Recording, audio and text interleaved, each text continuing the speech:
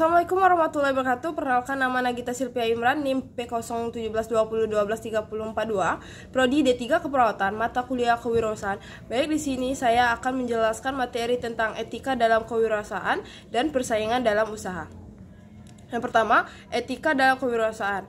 Kewirausahaan merujuk pada prinsip moral dan nilai-nilai yang mengarahkan perilaku pengusaha dalam menjalankan bisnis. Ini mencakup keputusan yang diambil dalam operasional sehari-hari serta dampak sosial dan lingkungan dari aktivitas kewirausahaan. Yang berikutnya, prinsip-prinsip etika kewirausahaan. Yang pertama, kejujuran. Penting untuk berkomunikasi secara jujur dengan semua pemangku kepentingan termasuk karyawan, pelanggan, dan investor. Yang selanjutnya, tanggung jawab sosial. Pengusaha harus mempertimbangkan dampak sosial dan lingkungan dari keputusan bisnis mereka, berkontribusi positif kepada masyarakat. Yang berikutnya, keadilan. Memastikan bahwa semua pihak diperlakukan dengan adil tanpa diskriminasi atau eksploitasi. Yang berikutnya, integritas, yaitu menjaga komitmen terhadap nilai dan prinsip moral yang diyakini, meskipun ada tekanan untuk berperilaku sebaliknya. Pentingnya etika dalam kewirausahaan. Yang berikutnya, reputasi. Bisnis yang beretika cenderung memiliki reputasi yang baik, yang sangat penting untuk keberlangsungan usaha. Yang berikutnya, loyalitas. Pelanggan lebih cenderung setia kepada mereka yang mereka percayai dan yang menunjukkan tanggung jawab sosial. Yang berikutnya, mengurangi resiko hukum.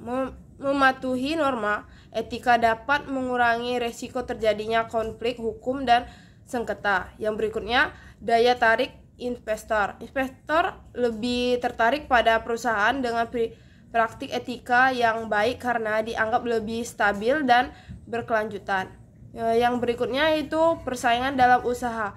Pengertian persaingan dalam usaha. Persaingan usaha adalah kondisi di mana beberapa perusahaan bersaing untuk menarik konsumen dengan menawarkan produk atau layanan yang serupa. Persaingan dapat mendorong inovasi dan meningkatkan kualitas produk. Yang berikutnya itu jenis-jenis persaingan. Yang pertama, persaingan sempurna. Banyak penjual dan pembeli produk yang ditawarkan homogen dan tidak ada hambatan untuk masuk pasar. Yang berikutnya, persaingan monopolistik. Banyak penjual tetapi produk yang sedikit berbeda, sehingga masing-masing memiliki kekuatan harga. Oligopoli, yaitu beberapa perusahaan besar menguasai pasar bisa saling mempengaruhi harga dan kebijakan. Yang berikutnya itu monopoli, yaitu satu perusahaan penguasa seluruh pasar tanpa adanya persaingan. Strategi menghadapi persaingan, yaitu inovasi produk, meluncurkan produk baru atau meningkatkan produk yang ada untuk memenuhi kebutuhan pasar. Yang berikutnya itu pemasaran yang efektif, memanfaatkan strategi pemasaran yang tepat untuk menjangkau dan menarik pelanggan. Yang berikutnya, peningkatan